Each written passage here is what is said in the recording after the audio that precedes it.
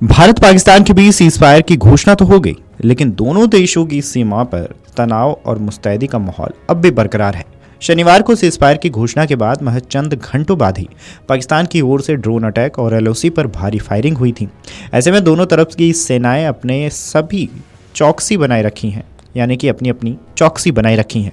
इस बीच रविवार को भारतीय सेना प्रमुख जनरल उपेंद्र द्विवेदी ने वेस्टर्न बॉर्डर के सभी आर्मी कमांडरों के साथ बैठक में साफ निर्देश दिया, यदि सीज फायर समझौते को तोड़ने वाली कोई कार्रवाई हुई तो उसका माकूल जवाब दिया जाएगा। भारत और पाकिस्तान के बीच 10 मई की शाम 5 बजे से सीज फायर का समझौता हुआ, लेकिन पाकिस्तान ने भरोसा तोड़ा और संघर्ष विराम का उल्लंघन करना शुरू कर दिया। सीज फायर तोड़े जाने के बाद पाकिस्तान की तरफ से हुई गोलीबारी में भारतीय सेना के 5 जवान बलिदान हुए। हालांकि ऑपरेशन सिंदूर के दौरान जब भारतीय सेना ने पाकिस्तान पर हमला किया तो पड़ोसी देश के 35 से 40 जवान भी मारे गए।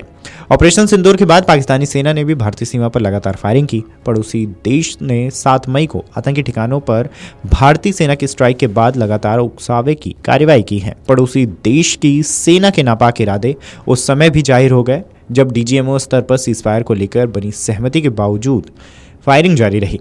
तो वहीं भारतीय सेना के DGMO lieutenant general Rajiv Ghai ने साफ किया है कि पाकिस्तान ने ऐसा दुस्साहस फिर किया तो सेना माकूल जवाब देगी।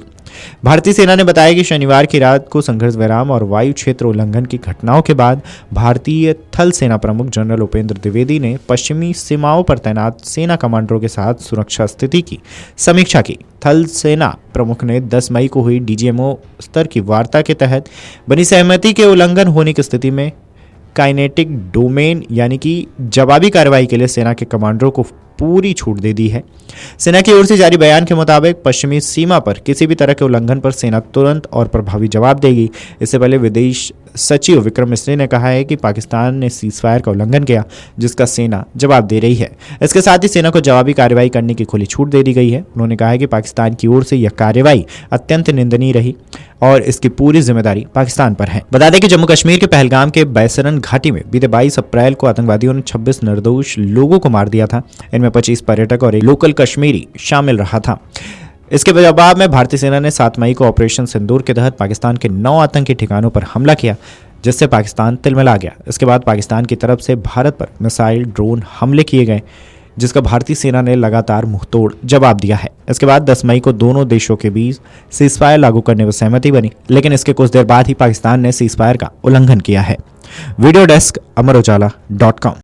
अगर आप ये वीडियो YouTube पर देख रहे हैं तो हमारे चैनल को सब्सक्राइब कर बेल आइकन दबाएं और Facebook पर देख रहे हैं तो हमारे पेज को लाइक करें। अगर आप ये वीडियो YouTube पर देख रहे हैं तो हमारे चैनल को सब्सक्राइब कर बेल आइकन दबाएं और Facebook पर देख रहे हैं तो हमारे पेज को लाइक करें।